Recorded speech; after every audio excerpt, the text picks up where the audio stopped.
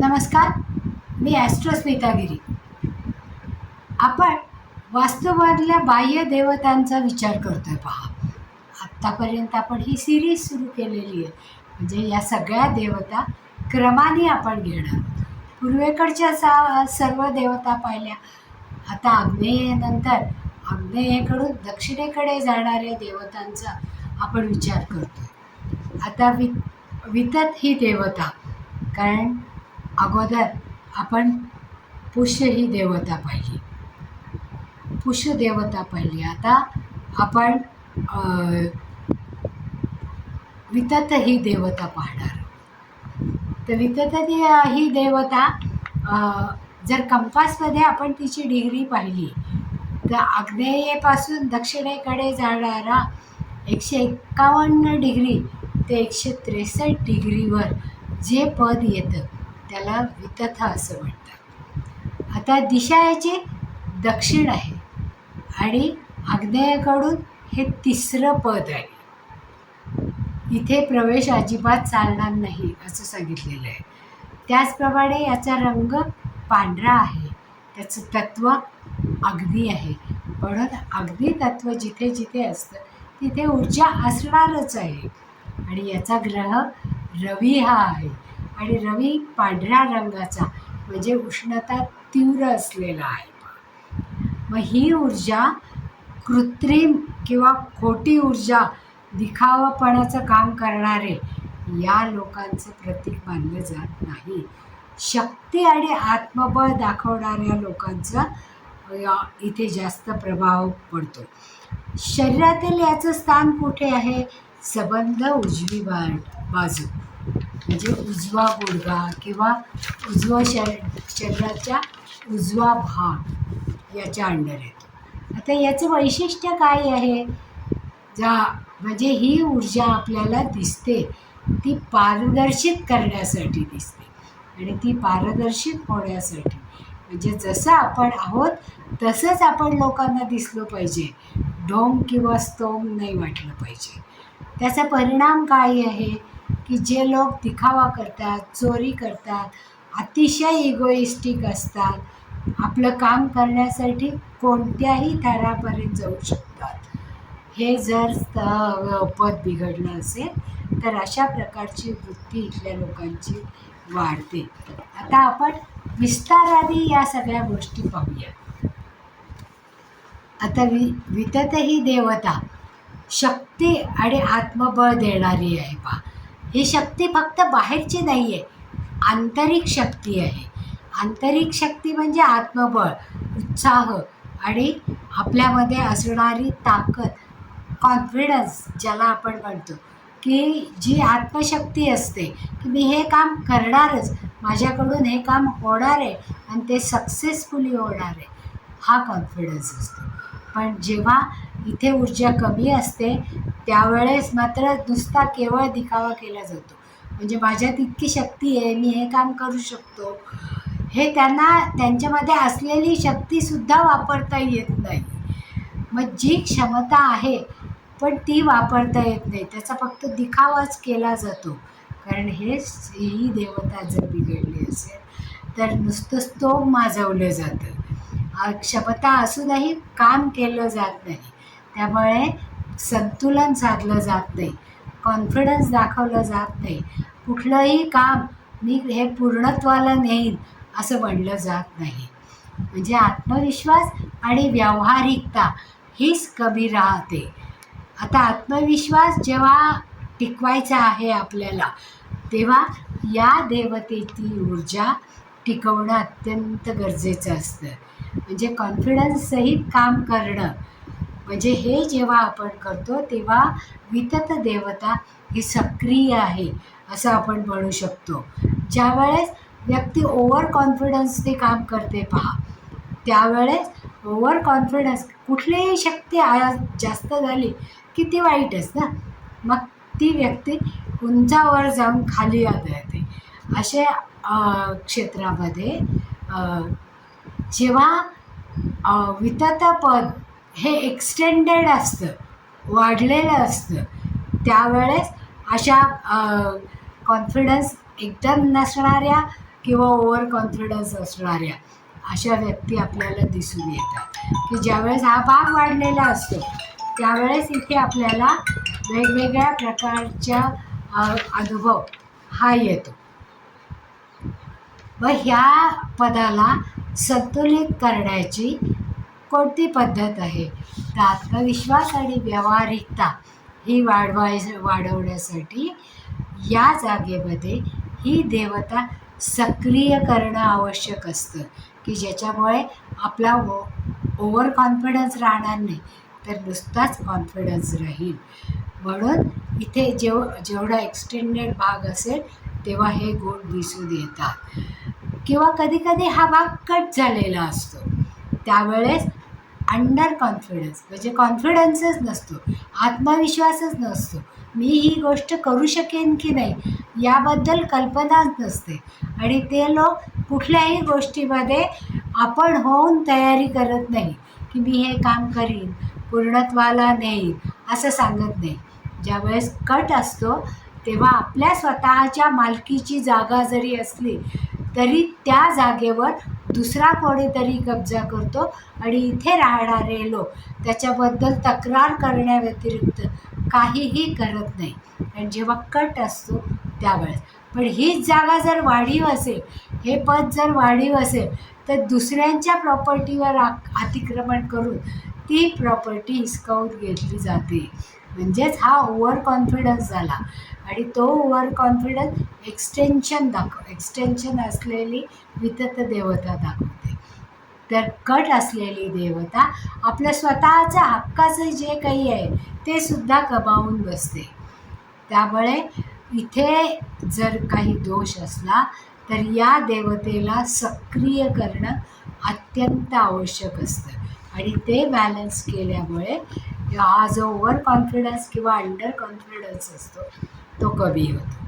आता शरीरामध्ये हे अग्नितत्व आहे पहा, म्हणजे वितत देवतेचं स्थान शरीरामधल्या उजव्या भागावर आहे, तसंच उजव्या गुडघ्यांवर आहे आणि अग्नितत्व असल्यामुळे आणि सूर्य ही देवता असल्यामुळे याचा रंग पांढरा शुभ्र आहे आणि ही देवता मजबूती, बळकट ताठ आणि एनर्जी दाखवते आणि ते काम केल्यामुळे कॉन्फिडन्सनी जेव्हा आपण एखादं काम करतो तेव्हा ते सक्सेसफुल होतं आणि सक्सेसफुल झालं की यश मिळालं की ते आपलं यश जगाला दिसू शकतं.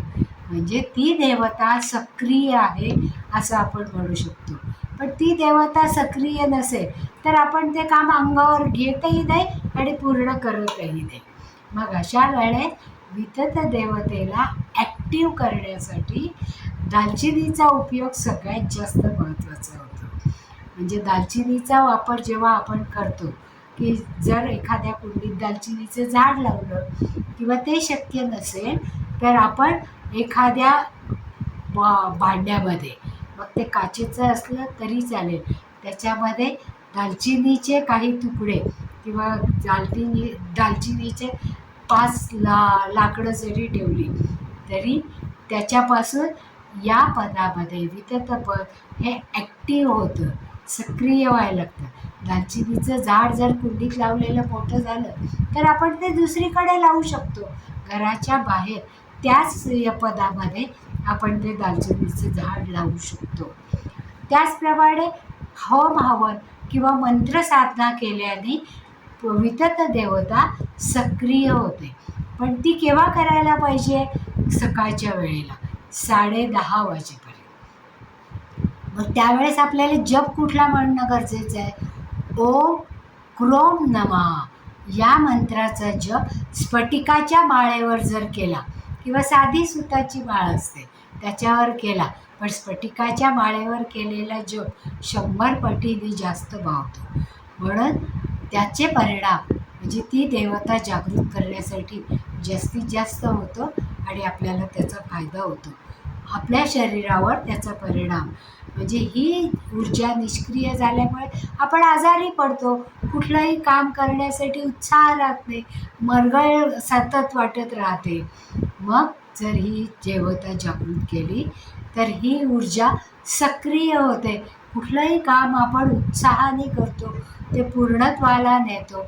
या ठिकाणी असणाऱ्या बिघडलेल्या म्हणजे ज्या देवतेमध्ये वितत देवतेमध्ये ऊर्जा नसेल, तिथे स्त्रियांना जास्तीत जास्त जनन क्षमतेवर त्यांचा परिणाम होतो किंवा बीज संकरित होण्यासाठी वेळ लागतो. म्हणून संतती उत्पन्नामध्ये अडचणी येऊ शकतात. मग जेव्हा ती ऊर्जा सक्रिय करतो त्यावेळेस त्या अडचणी कमी होतात. म्हणून या जागेमध्ये जर आपण आणखीन एक टेस्ट आहे पहा, की इथली ऊर्जा बॅलन्स आहे की नाही हे पाहण्यासाठी. तिथे जर आपण एखादं छान हिरवंगार छोटंसं झाड लावलं, तर ते झाड लावलेलं असताना हिरवंगार सुंदर असतं, पण त्याचा विकास होत नाही. त्यावेळेस या देवतेत ऊर्जा नाही आहे किंवा जीव नाही आहे असं आपण म्हणू शकतो. आणि मग त्या देवतेची ऊर्जा आपल्याला वाढवता येते. कशा प्रकारे जप करून किंवा दालचिनीचं झाड लावून किंवा कुंडीमध्ये किंवा काचेच्या भांड्यामध्ये दालचिनी ठेवून किंवा होम झाल्यानंतर पूजा झाल्यानंतर दिव्यासमोर दालचिनीच्या पावडरची जर पुंकळ मारली तर त्याचा वास अख्ख्या घरामध्ये जातो पहा.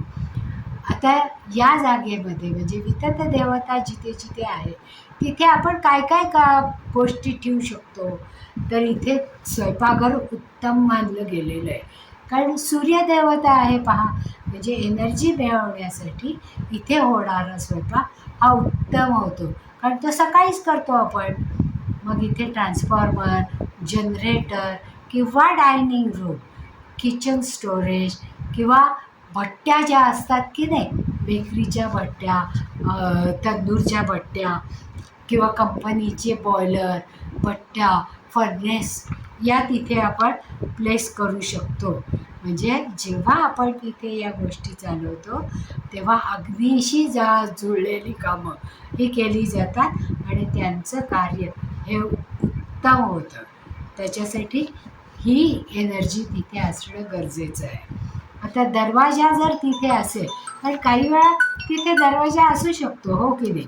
मग तो जर दरवाजा इथे असेल तर त्या व्यक्तीच्या मनामध्ये आत्मविश्वासच नसतो. स्वतःबद्दल सतत इन्फिरियरिटी कॉम्प्लेक्स असतो, कारण आत्मविश्वास नाही. मग आपल्यामध्ये काहीतरी कमतरता आहे असंच सतत त्या व्यक्तीला जाणवतं आणि मग ही व्यक्ती वादविवादामध्ये हारते. त्यांना कोणाशी बोलायला भीती वाटते. ते स्वतःचा अधिकारसुद्धा दाखवू शकत नाही. मग ती असमर्थता दाखवताना त्या व्यक्ती स्वतःचा कॉन्फिडन्स हरवून बसतात आणि त्यांचा प्रभाव इतरांवर पडत नाही. म्हणून इथली देवता ऊर्जित असणं हेच गरजेचं आहे. आता इथे जर बेडरूम असेल, कारण दरवाजा नकोच आहे इथे, कारण त्याच्यामुळे कॉन्फिडन्स जाईल आणि व्यसनाधीनतेकडे लक्ष जाईल. आता बेडरूम जर इथे असेल तर त्याचा प्रभाव काय होतं, की आत्मविश्वास अतिशय वाढतो, म्हणजे बडे जाव की बडाया मारल्या जातो. इथे झोप चांगली येत नाही. जर ही देवता सक्रिय असेल तर आत्मविश्वास संतुलित राहतो, झोप चांगली येते.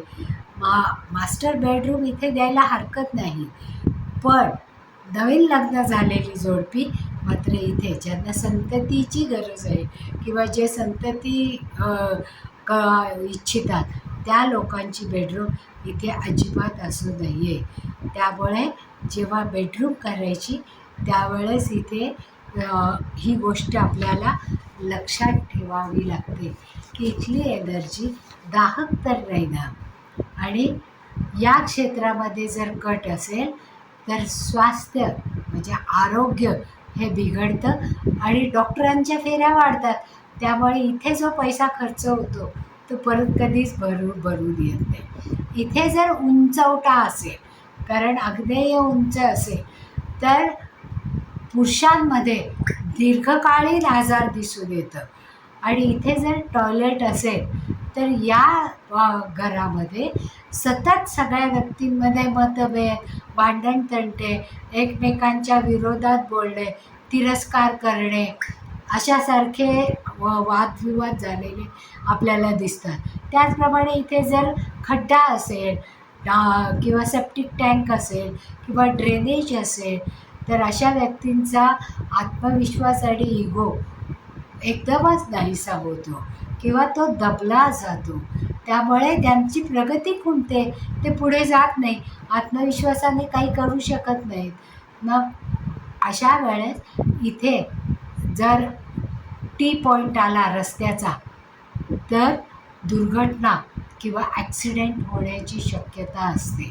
आता हे सगळं टाळण्यासाठी आणि वितत देवता सक्रिय करण्यासाठी आपल्याला या देवतेची ऊर्जा संतुलित करण्यासाठी या भागामध्ये गाय वासरू ठेवलेलं केव्हाही चांगलं. पण शहरामध्ये हे शक्य आहे का? नाही शक्य आहे. मग अशा वेळेस काय करता येईल आपल्याला? गाय वासरूचं चित्र लावता येईल किंवा मेटलची कुठलीही गाय वासरू इथे आपल्याला लावता येईल. हे जर संभव नाही झालं तर इथे केशराचा अत्तराचा सडा घालायचा किंवा चिंपडायचं की ज्याच्यामुळे ही वितत ही देवता जागृत होते. म्हणजे जेव्हा आपण फरशी पुसतो त्यावेळेस केशरचं अत्तर जर आपण तिथे घातलं किंवा केशराच्या काड्यांचं पाणी जर फरशी पुसण्यामध्ये घातलं तर त्यांनी इथली देवता जागृत होते. आता याचं रत्न कुठलं आहे तर पोळं आहे आणि मेटल हे तांबं आहे. मग अशा वेळेस जमिनीमध्ये म्हणजे भूमीमध्ये कट करून तिथे जर तांब्याचा पिरॅमिड किंवा त्रिकोणी आकाराचं तांबं जर आपण तिथे पुरलं आणि पोळ्यासारखी रत्न जमिनीला लागून म्हणजे जमिनीशी संपर्क येणारी घातली तर त्याचा उपयोग होतो आणि ती देवता सक्रिय होते. म्हणजे तिथे आपण स्थापित करतो किंवा मग एखादा तांब्याचं स्वस्तिक त्या भिंतीवर फ्रेम करून त्याच्यामध्ये पोळ्यां जर चिकटवली तर ही देवता सक्रिय होते. फ्रेम करून लावलं तर ती जास्तच सक्रिय होते. ज्याच्यामुळे स्थापित केल्यानंतर धूप कापूर यांचाही उपयोग आपण करू शकतो आणि गाईच्या गोरीवर जर कापूर लावला तर त्याचाच धूप सगळीकडे जातो आणि त्याच्यासाठी हवनामध्ये काबुली चणे आणि तूप यांचं जर हवन केलं तर जास्त ऊर्जेने ही देवता जागृत होते. त्याचप्रमाणे तांदूळ आणि साजूक तूप यांचं मिश्रण करून त्याचं जर हवन केलं तरीसुद्धा ही देवता प्रसन्न होते. तांदूळ तूप आणि चणे की जे शक्तिवर्धक आहेत यांचा जर नैवेद्य आपण या देवतेला दाखवला तर तिथे ऊर्जा उत्पन्न व्हायला जास्तीत जास्त मदत होते आणि हेल्दी ऊर्जा तयार होते. त्यामुळे आपल्याला एनर्जी मिळते आणि ज्या वेळेस आपण हवन करतो त्यावेळेस त्याच्यामध्ये काळे तीळ ओवा आणि तूप यांचं जर हवन केलं तर ते जास्त ऊर्जा देणारं असतं.